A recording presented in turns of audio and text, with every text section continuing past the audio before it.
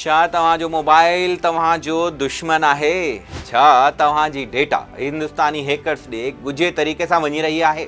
सोचो, जेकॾहिं तव्हांजी पंहिंजी मोबाइल ई तव्हांजा राज़ चोरी करे रही हुजे त पोइ? इहा का फिल्मी कहाणी न आहे, पर हिकु ख़ौफ़नाक हक़ीक़त आहे। काबीना डिवीज़न जी एमरजेंसी वार्निंग में इंकिशाफ़ कयो वियो आहे त हिंदुस्तान में ठाहियल मोबाइल फ़ोन ऐं टेक्नोलॉजी डिवाइसिस असांजे साइबर सिक्योरिटी जे लाइ बारूद जी सुरंग बणिजी चुकियूं आहिनि। इंडिया जेको अॻु में ई सरहदुनि ते शिकस्त खाई रहियो आहे, हाणे टेक्नोलॉजी जे ज़रिए असांजे हसास डेटा ते हमिलो करे सघे थो। असां इन बाबति बि तफ़सील सां ॻाल्हाईंदासीं, पर उन खां अॻु असांजे चैनल खे सब्सक्राइब करियो, बेल आइकन खे दॿायो ऐं पाण खे हर ख़तरे खां आगाह रखण जे लाइ असां सां राब्ते में रहो। हिंदुस्तानी ठहियल मोबाइल फ़ोन ऐं टेक्नोलॉजी डिवाइसिस पाकिस्तान जे साइबर सिक्योरिटी जे लाइ ख़ामोश पर ख़तरनाक दुश्मन बणिजी विया आहिनि।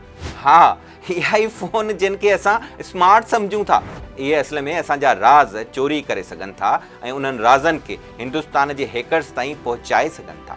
काबीना डिवीज़न हिकु पोस्ट जारी कंदे ख़बरदार कयो आहे त इंडियन प्रोडक्ट्स न रुॻो जियो पॉलिटिकल तकरार सां जुड़ियल आहिनि, पर असांजे डेटा जे खीसनि खे ख़ाली करण में बि माहिर आहिनि। हुकूमती ज़रियनि जो चवणु आहे त भारतीय शयुनि में मौजूदु मेलवेयर ऐं स्पाईवेयर कंहिं खुफ़िया एजेंट खां घटि न आहिनि। हार्डवेयर में छेड़छाड़ हुजे या सॉफ्टवेयर में वायरस, हर तरफ़ खां पाकिस्तानी यूज़र्स जी निगरानी करे सघिजे थी। जाली ईमेल्स, जाली वेबसाइट्स ऐं एप्पल जहिड़ियुनि ब्रांडुनि जी इंडियन वर्जन ज़रिए हसास डेटा चोरी थी सघे थी।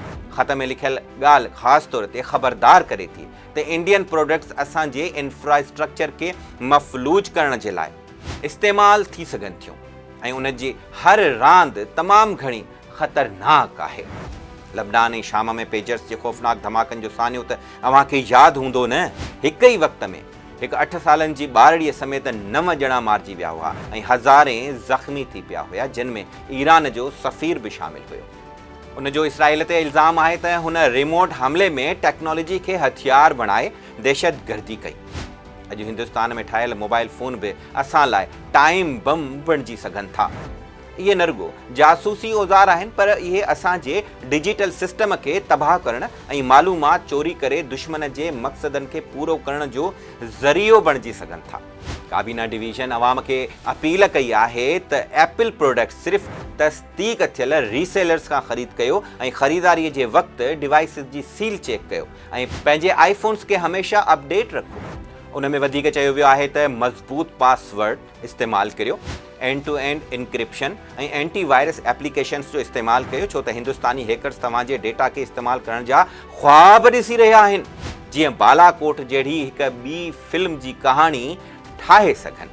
पाकिस्तान खे हर मैदान में हिंदुस्तान जी उन्हनि चालाकियुनि जो जवाबु ॾियणो पवंदो ऐं यादि रखो, फ़ोन अहिड़ो वठो जेको तव्हांजे राज़ खे राज़ रखे सघे। सम्झो था न, भारत जी इहा साज़िश पाकिस्तान जी तरक़ीअ खे रोकण जी कोशिश आहे, पर असांखे हर मुमकिना एहतियात ऐं मज़बूत साइबर पॉलिसीज़ जे ज़रिए उन्हनि सभिनी चालाकियुनि खे नाकाम करणो आहे। दुश्मन जो हर हमिलो असांजे अज़्म खे मज़बूत करे थो ऐं इहो ई वक़्तु आहे असांजे डिजिटल ख़ुदमुख़्तियारीअ जी हिफ़ाज़त करण जो।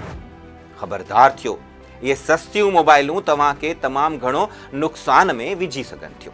वक़्तु अची वियो आहे त हिंदुस्तानी साज़िशुनि खे नाकाम बणाइण जे लाइ पंहिंजे डिजिटल दुनिया खे महफ़ूज़ बणायूं।